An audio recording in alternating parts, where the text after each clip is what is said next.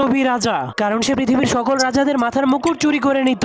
কিন্তু যখন সে জানতে পারে ইঁদুরদের রাজা একটা নতুন মুকুট বানিয়েছে, তখন সে ইঁদুরদের রাজাকে মেরে তার মাথার মুকুটটাকে ছিনিয়ে নেয়, যাতে করে নিজের মাথার মুকুটটাকে আরো বড় বানাতে পারে। এটা দেখার পর ছাগলদের রাজা তার উপর অনেক রেগে যায়। এরপর তার কাছ থেকে প্রতিশোধ নেওয়ার কথা ভাবতে শুরু করলেই তার মাথার মুকুটটাও নিচে পড়ে যায়। এরপর একটা মেঘের উপর আটকে যাওয়ার কারণে সেখানে একটা মেঘের রাজা তৈরি হয়ে যায়। কিন্তু সেই মেঘের রাজা বৃষ্টি জড়াতে শুরু করলেই মাটিতে একটা কুমড়োদের রাজা তৈরি হয়ে যায়। কিন্তু তখন সেই লোভী রাজা এসে কুমড়োদের রাজাকেও মেরে তার মুকুটটাকেও কেড়ে নেয়। কিন্তু তখনই সেই কুমড়োদের রাজার মুকুটটা শুকিয়ে যায়, যার ফলে সেটার ভিতর থেকে একটা মাছিদের রাজার জন্ম হয়। কিন্তু সেই লোভী রাজা মাছিদের রাজাকেও মেরে তার মুকুটটাকে আংটির মতো পরে নেয়। এটা দেখার পর সাপেদের রাজা তার উপর অনেক রেগে তার সাথে যুদ্ধ করার জন্য রেডি হয়ে যায়। কিন্তু তখনই সেই লোভী রাজা সাপেদের রাজার মাথার উপরে উঠে তার অস্ত্রগুলোকে সাপেদের রাজার মাথার মধ্যে ঢুকিয়ে দেয়। তখন সাপেদের রাজা লোভী রাজাকে কামড় দিতে গেলেই সে পানির মধ্যে পড়ে যায়। কিন্তু তবুও লোভী রাজা হার না মেনে মাছিদের রাজাকে পানির নিচ থেকে বের করে বন্দি করে ফেলে। এরপর সে মাছিদের রাজার মুকুটটাকে নিতে গেলেই একটা কাঁকড়া সেই মুকুটটাকে নিয়ে পানির নিচে পালিয়ে যায়।